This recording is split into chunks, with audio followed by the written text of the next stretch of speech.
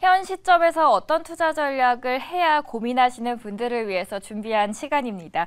드림스탁나우 오늘은 멀린 78 이민우 대표 함께하도록 하겠습니다. 대표님 안녕하세요. 안녕하세요. 오늘 미국 증시부터 저희 한번 살펴볼까 하는데 네. 증시 흐름이 사실 어제 새벽엔 좋지 않았다가 오늘은 조금 그래도 힘을 내주고 있네요. 네, 그렇죠. 이틀 연속 약세를 보였으니까 당연히 그럴 수밖에 없다고 좀 생각합니다. 아무래도 이렇게 많이 오르게 되면 이제 그거에 대한 차익 실현이 나오고 또 많이 하락하게 되면 또 반발 매수세가 나오게 되니까 그런 영향이라고 볼 수가 있겠죠. 네, 그러면 오늘은 그래도 좀 반발 매수세가 나오고 있는 분위기를 연출하고 있는 미국 증시입니다. 이번에 파월 의장의 발언이 어제 있었는데 그 이야기를 좀 풀어볼까 합니다. 매파적인 동결이었다라는 평가를 받고 있습니다. 매파적이었다라는 거는 일단 동결은 했지만 그래도 이 인상된 기준금리가 더 오랫동안 유지될 수 있다라는 측면에서 매파적이라고 평가가 나온 건가요? 예, 그렇죠. 이제 매파적이라는 건 시장에 얼마나 친화적인가 아닌가를 보고 말씀을 좀 드릴 수가 있을 것 같은데 사실 어저께 나왔던 그 내용을 봤을 때는 기존과 달라진 건 하나도 없어요. 그러니까 달라진 게 하나도 없는 대신에 사실 그런 거 있죠. 그래도 시장이 긍정적인 거, 이제 더 이상은 미국 경기가 이걸 버틸 수 없다던가 이런 모습이 나와주길 바랬었는데 그런 건 없고 오히려 더 확실한 그런 대답을 하게 됐죠. 근데 이번 주에 FOMC 결과를 가지고 한번 어저께 증시 얘기를 하자면 FOMC 결과에 따라서 강한 이제 그 결과를 가지고 파월 의장이 얘기한 걸 가지고 시장은 굉장히 강한 매파적 발언으로 그런 신호로 인식을 좀 했습니다. 그래서 국채금리가 아주 급격하게 상승하는 그런 모습을 좀 보았고 그것 때문에 이제 주가가 하락하는 모습을 좀 보였는데 특히 이제 기술주 중심의 나스닥이 가장 큰 폭으로 좀 빠지는 모습을 보였죠. 1.82% 하락을 했고 그리고 S&P는 이제 1.64% 그리고 다우는 한 1% 정도가 하락을 하게 됐습니다. 그래서 이제 발언을 듣고 보니까 결과적으로는 이거 생각했던 것보다 더 강하다 이렇게 판단을 하게 된 거죠. 결국 아직까지 갈 길이 멀다라고 시작은 판단을 했고요. 국채금리가 장기금리가 굉장히 많이 급등을 했어요. 예, 그렇죠. 국채금리가 많이 상승을 해서 사실 그 국채금리가 상승하게 되니까 그걸 살려고 기다리셨던 분들이 많은데 저도 고객들한테 조금만 기다려 달려 이런 일을 되게 많이 했어요. 특히 이제 한화를 엔화로 바꾸고 나서 엔화를 가지고 일본 주식시장에서 그리고 미국 국채를 살려고 기다리고 있었는데 사실 이렇게 국채금리가 이제 오르게 되니까 수익률이 오르게 되면 사실 가격이 계속 내려가게 되잖아요. 그래서 FOMC에서 파월 의장이 발언을 얘기한 거를 소화하는 데는 사실 시장에서 굉장히 시간이 좀 많이 걸릴 것 같고 그리고 또 그 발언 내용이라는 게 그런 거예요. 인플레이션까지 아직 멀었다. 굉장히 가파른 속도로 내려오고 있었는데도 불구하고 아직 시장에서 봤을 때 이것과는 좀 다른 그런 판단을 좀 하고 있고 그리고 또 최종 금리에 도달하지 않았다고 얘기했으니까 금리를 올릴 수 있는 가능성이 상당히 많이 남았다고 보는 거죠. 그렇다 보니까 이거 생각하면 할수록 곱씹어 보면 곱씹어 볼수록 이거 시장이 결코 좋은 얘기다 아니다 이렇게 판단을 하고 있는 것 같습니다. 지금 금리가 더 오랫동안 인상된 상태로 유지될 수 있다는 걸 보여준 게 하나의 표로 있었습니다. 바로 점도표죠. 예, 그렇죠. 기존과 어떤 점들이 가장 달라졌을까요? 네, 일단 점도표부터 보고 말씀을 좀 드리면 제가 준비한 표가 이제 올해 6월 달에 나왔던 점도표 그리고 이번 주에 나왔던 점도표인데요. 시청자 여러분들 같이 보시면 아실 수 있을 텐데 초록색 원은 이제 올해 6월 달 거고요. 빨간색은 이번에 나온 점도표입니다. 제가 여기서 최빈값, 중앙값을 이제 구분을 해갖고 표시를 했는데 사실 올해 이제 마지막으로 최종 금리로 예상되는 수준은 그렇게 큰 변동이 없습니다. 5.6%니까 그렇게 큰 변동은 없는데 내년도 금리를 봤을 때 내년도는 금리가 좀 내려오겠다. 4%대까지 내려오겠다. 4% 초반까지 내려오겠다. 이런 기대를 했었는데 사실상 점도표에서는 그 기대가 다 날아갔다고 볼 수가 있겠고 내년에도 잘못하면 거의 5%대 금리가 유지가 될 가능성이 상당히 커졌고요. 그리고 내후년이 되게 중요한데 내후년에도 내년이면 코로나로부터 굉장히 멀어진 시점이잖아요. 그렇죠. 예. 굉장히 시간이 흐른 상태죠. 네, 그런데도 불구하고 내후년 같은 경우도 뭐 이제 금리를 4% 언저리, 뭐 3.5에서 4% 사이까지 예상을 하는 점도표가 나왔어요. 그러니까 장기적으로 봤을 때도 사실 0%대에 아주 낮은 금리는 굉장히 어렵다고 볼 수가 있는 거고, 그렇게 된다면 뭐 앞으로도 4년, 5년 동안은 2% 이상 가는, 뭐 우리 보통 얘기하는 중금리, 기준금리가 중금리라는 게 참 웃기지만 그 정도를 예상해야 된다, 이렇게 볼 수 있는, 그렇게 판단할 수밖에 없는 그런 결과가 나오게 된 거죠. 네, 맞아요. 어제도 그래서 시장이 파월이 등장할 때까지만 해도 그래도 잠잠했다가 이 중립금리라는 이야기를 기자회견에서 언급하자마자 증시가 하락하기 시작했습니다. 그런데 제가 만약에 투자자의 입장이라면 이런 생각을 할 것 같아요. 아니, 우리가 금리 동결을 이야기했던 이유는 미국 경제가 생각보다 지표들을 열어보니까 너무 좋은 거예요. 그래서 그럼 동결을 유지할 수 있겠구나 했는데, 일단 동결이긴 했는데 굉장히 매파적으로 나왔지 않습니까? 네네. 미국 경제가 그럼 지금까지는 탄탄하지만 하반기로 갈수록은 좀 힘들 수 있다라는 건가요? 지금 나온 결과로 봤을 때는 뭐 전혀 그 반대의 상황이 지금 오고 있는 것 같아요. 이제 가장 큰 거는 고용이 꺾일 거라고 생각했는데, 뭐 어제도 뭐 아마 방송 중에 얘기를 하셨을 텐데, 신규 수럽 시장 청구 건수가 2만 건 이상 줄어서 올해로 봤을 때는 최저 건수가 이제 된 거고, 그리고 또 이 4% 이하에서 이제 결과적으로는 올 연말까지 실업률은 유지가 될 것 같고, 그리고 또 경제 성장률이 굉장히 중요한데, 그렇죠. 올해 6월 달에 예상했던 것보다 지금 2배 이상 GDP 성장률을 예상을 하고 있고, 이렇게 되면 우리나라보다 또 훨씬 더 높은 수준이 되게 됩니다. 그러니까 이렇게 보면 GDP 성장률도 높고 고용시장도 좋고, 그러면 내수도 좋을 테고 결과적으로는 소비 시장이 꺾이지 않으니까 인플레이션도 꺾일 수가 없을 것이다, 이렇게 보고 있는 거라고 판단할 수밖에 없게 되는 거죠. 그러면 미국 시장은 앞으로 약세장으로 돌입할 수밖에 없는 건가요? 왜냐면 제가 앞서서 외신 스케치에서도 외신을 다뤘었는데, 뱅크 오브 아메리카에서는 이제 하반기로 갈수록 더 안 좋아질 거다라고 전망을 해서, 사실 저는 지금 추석을 앞두고 있어서 그러면 이쯤에서 좀 미국 주식 해볼까라고 생각을 했었거든요. 그런데 이렇게 약세장이 이어진다라고 하면 전 좀 머뭇머뭇거려질 것 같아요. 네, 뱅크 오브 아메리카에서 내놓은 그 비율을 보고 말씀하신 것 같은데, 제가 이제 그거에 대해서 한 말씀 좀 드리자면, 저도 그 원문을 봤어요. 원문을 보고 거기 이제 CNBC나 야후에 이제 올라온 그 기사를 봤는데, 그 댓글들이 뭐라고 써 있냐면 언제나 틀리는 BOA, 이렇게 전망이 나왔습니다. 네. 그러니까 이제 그 얘기는 그들도 이걸 전망을 전혀 믿지 않고, 사실 골드만삭스에서도 뭐 올 상반기까지만 하더라도 올해 경기 침체가 올 확률이 굉장히 높다, 40% 이상이다, 이러다가 이제 연말이 다가오니까 뭐 경기 침체 확률은 뭐 15%나 10% 미만이 될 것이다, 이렇게 얘기를 하고 있는데, 사실 그들이 다 맞춘다면 뭐 왜 모건스탠이나 이런 대형 은행이 금융위기 때 그렇게 엉망이 됐겠어요. 사실 미래의 일은 아무도 모르는 거죠. 근데 사실 아주 냉정하고 객관적으로 봤을 때, 이제 투자자 입장에서 저처럼 뭐 고객 자산을 운영해야 되는 그런 입장이라면, 지난주 같은 경우도 ARM이 상장을 하고 나서 이틀 동안 아주 굉장히 많이 올랐을 때 더 사야 되냐고 이제 질문하셨잖아요. 맞아요. 제가 질문 드렸었죠. 예, 저는 근데 이제 뭐라고 뭐 아주 강하게 말씀을 드리지는 않았지만, 이제 단도직입적으로 말씀드리지는 않았지만, 그게 이제 50조 원 정도의 매각이 되려고 뭐 엔비디아나 뭐 인텔이나 아니면 삼성전자나 이런 곳에 매물로 나왔다가 독점 때문에 안 된다 해서 다 반대를 했잖아요. 그때 이제 40조 원 밑에서 비전 펀드가 사서 50조 원에 팔려고 했을 때도 이미 고평가 얘기가 나왔어요.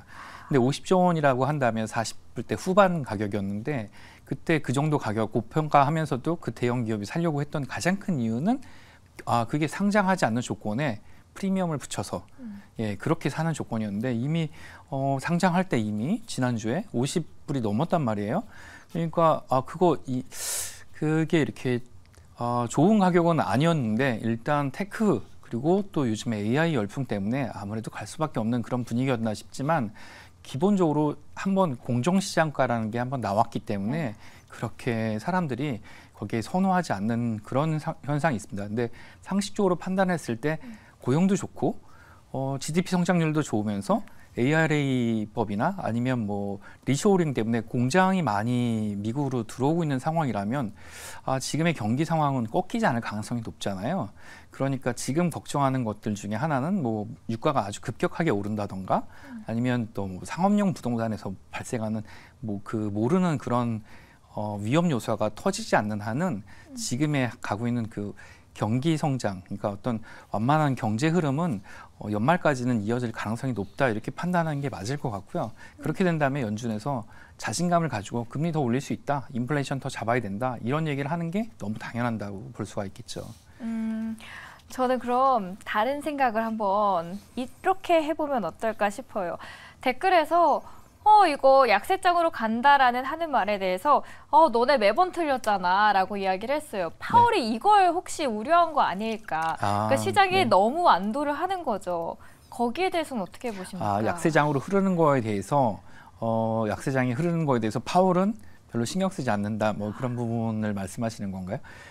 이제 사람들이 우리가 이제 경제가 너무 좋아졌다라고 안도를 하는 거죠. 그래서 이제 더 좋아지고 이미 그러니까 아직까지 좋지 않은 상태인데 완벽한 상태까지 갈 길이 많이 남았는데도 불구하고 너무 안도를 하면 너무 저희가 빨리 이제 시장이 그걸 타격을 받지 않을까. 네, 일단 그렇게 자산 가격이 올라가는 데는 여러 가지 제한 요소가 좀 있는데 일단 그 통화 정책 이런 긴축이 그 완화될 조짐은 전혀 없습니다. 그러니까 이제 여기서 자산 가격이 상승하는 데는 한계가 있을 수밖에 없고요.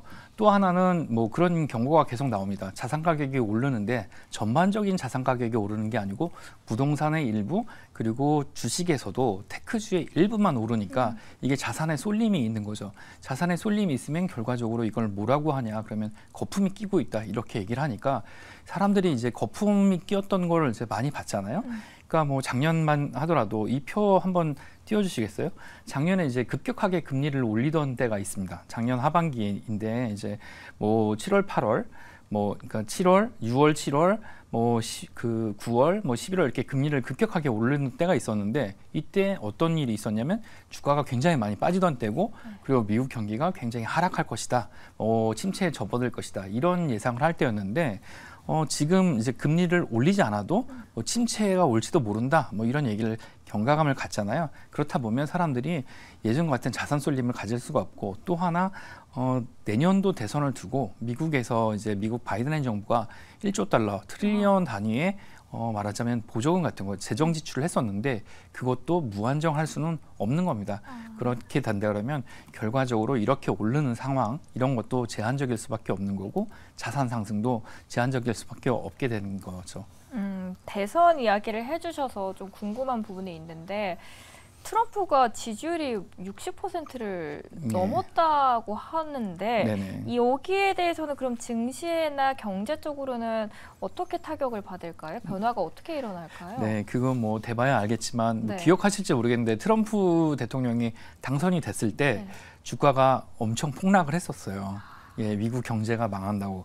근데 사실 그리고 나서 아주 다 복구를 했었죠. 맞아요. 오히려 트럼프 대통령 당선되고 나서 미국에 이제 특히 뭐 제가 친구들이 있는 그 캘리포니아 중심으로는 부동산 경기나 일반 경기가 굉장히 좋아졌다 이런 얘기를 했었습니다. 그러니까 실제 그 대통령 당선과는 무관하게 경기는 뭐 이렇게 꺾이지는 않을 것 같고 단지 이제 걱정이 되는 거는 트럼프든 바이든 대통령이든 그 중국과의 관계가 예전으로 돌아올 수는 없게 되는 거거든요. 그렇게 된다 그러면 아무래도 그 인플레이션을 잡는 기본적인 그 중국에서 오게 되는 미국향의 물건 가격들이 내려오기는 좀 힘들 것 같고요. 그리고 또 하나 뭐 중국이 더 이상 미국 채권의 최대 고객이 아니게 될 가능성이 있기 때문에 채권을 계속 투매를 하기 때문에 채권 금리가 올라가게 되겠죠. 그런 요인으로 시중금리도 올라가는 그런 악영향이 조금 발생하지 않을까 그런 부분은 예상해 볼 수 있겠습니다. 그런 악재는 고려를 하지만 그래도 증시는 전반적으로 하반기로 갈수록 더 경제는 좋아질 거다. 예, 경제가 좋아지지만 사실 경제가 좋아지지만 경제가 좋아지면 긴축을 더 강화하잖아요. 네. 예, 그렇게 되니까 자산 상승은 뭐 증시는 전반적으로 봤을 때 강세로 흐르기는 좀 어렵겠죠. 경제는 좋아질 수 있지만 증시 측면에서는 볼 때는 오히려 이런 호재가 악재가 될 수 있기 때문에. 네, 그렇죠. 뭐 보통 우리가 이제 경제 지표 나왔을 때 고용 지표가 좋으면 경제가 좋은 거잖아요. 그렇죠. 고용 지표가 좋았는데 주식이 빠지는 그런 상황을 우리가 굉장히 익숙하게 봤는데 그런 상황이 계속되지 않을까. 예, 그렇게 생각해 볼 수 있겠습니다. 그럼 이럴 때 국내 투자자분들께서는 어떻게 대응을 하면 좋을까요? 네, 일단 국내 투자자분들은 안타깝게도 네. 중국 증시, 그러니까 이제 그 미국 증시와 우리나라 증시가 완전히 커플링된 상태에서 미국 증시가 좋으면 우리나라 증시도 같이 올라가고 뭐 미국 증시가 안 좋으면 같이 내려가는 그런 효과를 보셨으면 좋겠는데 이게 어떻게 된 일인지 미국 증시가 안 좋으면 그 영향을 받고 미국 증시가 좋은 거는 영향을 받지 않는 그런 모습을 가지고 있습니다. 그렇다 보니까 여기서의 문제가 뭐가 있냐면 이제 환율 문제가 좀 있을 수 있어서 외국인 투자자가 우리나라 시장에 들어오지 않는 그런 그 현상이 계속 발생하고 있고요.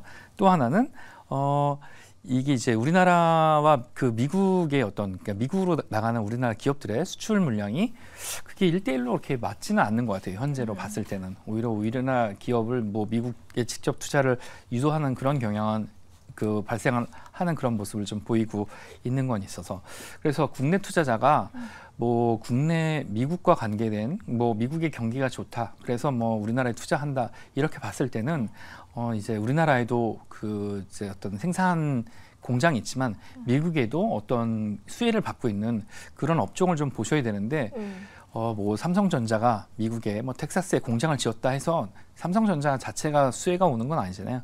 삼성전자가 들어가는 라인에 있는 장비 업체들이 수혜를 보는 것과 마찬가지입니다. 지금 그 평택에 있는 공장들이 신설이 지금 대부분이 절반 이상이 멈춰져 있기 때문에 뭐 거기에 납품하던 장비 업체들의 수익이 뭐 예상보다 좀 낮아졌는데 그런 부분에 있어서 미국이 이제 공장에 대한 지원금이나 아니면 정부 정책이 더 활성화된다 그러면 거기에 납품하고 있는 그런 기업들의 장비 업체나 협력사들의 실적은 더 좋아질 거라고 좀 보고 또 하나 유념했으면 하는 건 지금 우리나라가 올해 한 해 동안 연초에는 외국인이 이제 1, 2월 달 동안은 순매수로 강한 매수세를 보였다가 그리고 나서는 이제 최근에 도망가고 있어요. 예, 다 도망가고 있죠. 네. 다 도망가는 모습을 좀 보이고 있는 거를 뭐 이제 앵커님도 항상 이제 매일매일 하시니까 시황을 하시니까 아실 텐데 근데 이제 뭐 한 가지 이제 보실 거는 국내 그 내국인 투자자 개인 투자자로 유지됐던 그 수급으로 이루어졌던 그 개인 투자자 주도의 어떤 시장이 단기 테마로 계속 회전이 되고 있는데 네. 뭐 이번 주에 금주에 나왔던 테마는 정치인 테마가 지금 나오고 있어요. 대선과 총선은 아직도 멀었는데도 불구하고 이건 뭐냐면 아직 테마의 재료가 거진 다 소진이 됐다 이렇게 볼 수가 있는 거라서 이런 거에 좀 휘말리지 않으셨으면 좋겠고 또 이제 신양 잔고가 많이 쌓이고 있어요. 예, 그래서 요것도 좀 생각을 좀 하셨으면 좋겠어요. 신용 잔고가 많이 쌓이고 있는데 이거는 좀 좋지 않은 사인이거든요. 그러니까 개인만 지금 사고 파는 시장에서 뭐 대출로 지금 주식을 하는 경우가 좀 많아지고 있다고 보는 거니까 개인들이 선호하는 주식들은 좀 조심해서 접근을 해야 되지 않을까 이런 생각을 좀 해봅니다. 국내 증시는 아직까지 테마 장세가 지속적으로 나타날 수 있다라고 정리를 해주셨습니다. 오늘은 이제 FOMC 그리고 국내 증시는 그 안에서 어떻게 대응을 해야 될지 알아봤고요. 이민우 대표와 함께 이야기 나눴습니다. 정확하게 발음했는데 생각은 맞는데 발음이 조금 네. 혼나갔습니다. 네. 수고하셨습니다. 네.